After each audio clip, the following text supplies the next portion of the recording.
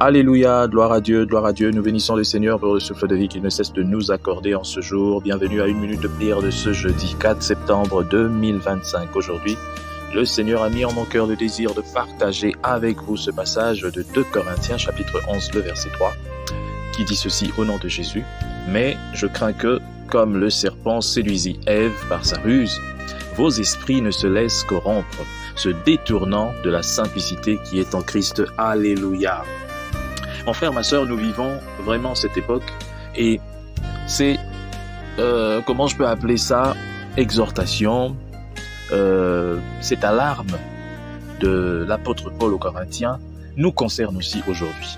Parce que nous vivons dans un monde qui se laisse de plus en plus influencer, séduire par la ruse du serpent.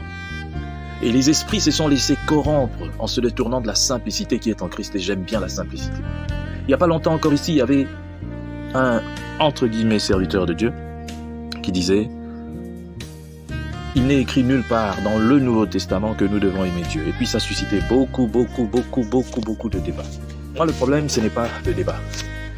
Le problème, c'est de se poser la question « Est-ce qu'un chrétien est appelé à aimer Dieu ?»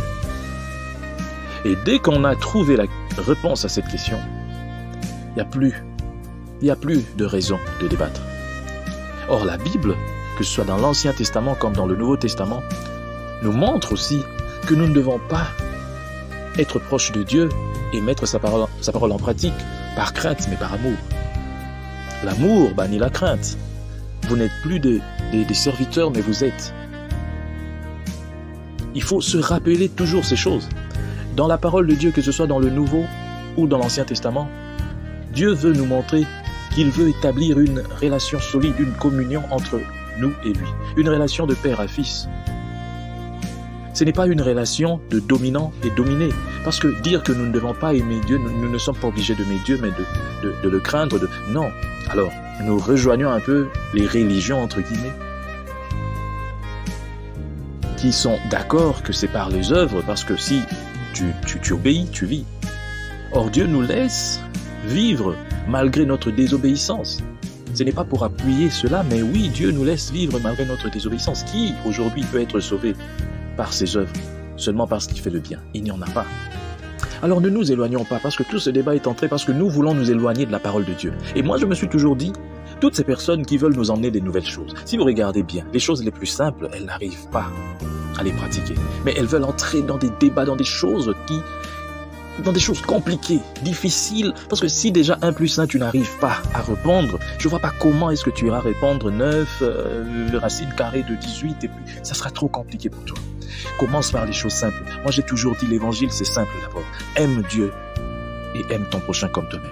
Et la loi et les prophètes, c'est que tu ne mérites pas qu'on te fasse, ne fais pas à l'autre. Si seulement tous ceux-là qui se réclament chrétiens, serviteurs de Dieu, enfants de Dieu, aujourd'hui se mettaient à pratiquer cela, je vous dis, le monde serait meilleur. Ne fais pas à l'autre ce que tu ne mérites pas qu'on te fasse. Quand tu voles l'argent qui doit revenir à 10 millions de personnes, tu ne vas pas faire à l'autre ce que tu aimerais. Tu ne vas pas aller voler. Quand tu dois prendre, il y a des cartons de vivres, on doit partager. Toi-même, parce que tu es chef, tu prends 100 cartons. Et les autres, non, ils n'ont qu'à ouvrir un carton, se partager 2 poulets. Ça, c'est un manque d'amour. Et puis demain, tu es à l'église avec ta famille. Ça, c'est une malédiction. Les choses simples, nous ne faisons pas, mais nous voulons des choses compliquées. Docteur en théologie. Mais quand il est devant une femme et que la femme se met nue, il ne peut pas se retenir.